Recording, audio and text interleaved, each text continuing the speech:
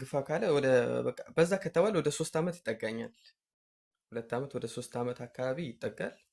እ፣ ቤተሰቦቼ ክርስቲያን ነበሩ። እናቴም አባቴም ወንድሞቼም እህቶቼም ሁሉም ኦርቶዶክስ አማኝ ነበሩ።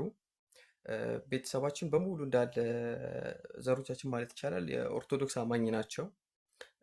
ስሜ ረቂቅ አሰፋ ጌጤ ይባላል። እ፣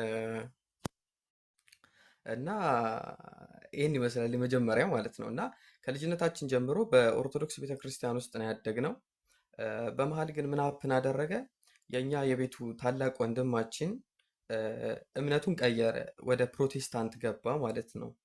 ወደ ፕሮቴስታንት ማለት ቤተሰቦቼ በጣም አጥባቂ ናቸው እንዳልኩሽ፣ ገዳም ይሄዳሉ ምናምን፣ ዝክር ይደረጋል ቤት ውስጥ ምናምን ነገር እና ወንድሜ የዩኒቨርሲቲ ተማሪ በነበረበት ሰዓት ወደ ፕሮቴስታንት ይገባል። በቃ መጽሐፍ ቅዱስ ማንበብ ይጀምራል ምናምን ምናምን ነገር። ከዛ ቤት ውስጥ መጽሐፍ ቅዱሶች አሉ ምናምን፣ ግን ገልጠን አንብበናቸው ምናምን ራሱ አናውቅም ነበር።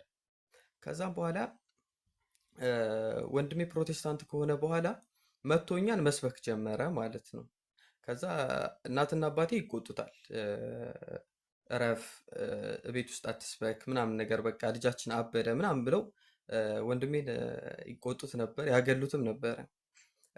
ከዛ እኔን በጣም ይጠብቁኝ ነበረ። በቃ አንተ በቤተ ክርስቲያን ዲያቆን ሆነ የወርቅ መስቀል ይደረግልሃል፣ በቃ አንተ ነህ ፍትሐት የምታደርግልን ስትሞትም የምትጸልይልንም ምናምን ነገር ይሉኝ ነበር ማለት ነው። እና በጣም ይጠብቁኝ ነበር ማለት ነው። ከዛ ወንድሜ ያው ቤተሰቡን መስበክ ሲጀምር እኔ ጋር ደረሰና እኔንም መስበክ ጀመረኝ። ከዛ ኢንስፓየር አደረገኝ መጽሐፍ ቅዱስ እንዳነብ ምናምን ነገር ገፋፋኝ ማለት ነው። ከዛ መጽሐፍ ቅዱስን ማንበብ ጀመርኩኝ ማለት ነው። ከዛ መጽሐፍ ቅዱስን ማንበብ ስጀምር ለስዕላት አትስገዱ የሚለውን ጥቅስ ሳገኝ ቤት መጣላት ጀመርኩኝ ከእናቴ ጋር ማለት ነው። ይሄ ነገር እኮ አይልም ምናምን ሲላት፣ በቃ ይሄ ቤተሰባችንን ሊበክለው ነው፣ በቃ ለስዕል አትስገዱ እያለ ይኸውና ይሄኛውም ትንሹም ጀምሯል፣ በቃ በቅርቡ ይሄም አህዛብ መሆኑ አይቀርም ምናምን ነገር ተባለ ቤት ውስጥ። ከዛ በዚህ ጀመረ የመጀመሪያ ጊዜ በዚህ ጀመረ። ከዛ መጠየቅ ጀመርኩኝ ምናምን ምናምን ነገር ማለት ነው። ከዛም በኋላ በቃ ጎበዝ ክርስቲያን ሆንኩኝ፣ ቤተክርስቲያን መሄድ ጀመርኩ ምናምን ነገር ማለት ነው። ከዛ ግን አንድ ውስጥ ያልቀበል ያለው ነገር ጥያቄ ይፈጥርብኝ ጀመር ማለት ነው። ስፔሻሊ ደግሞ አስትሮፊዚስት የመሆን እቅድ ነበረኝ።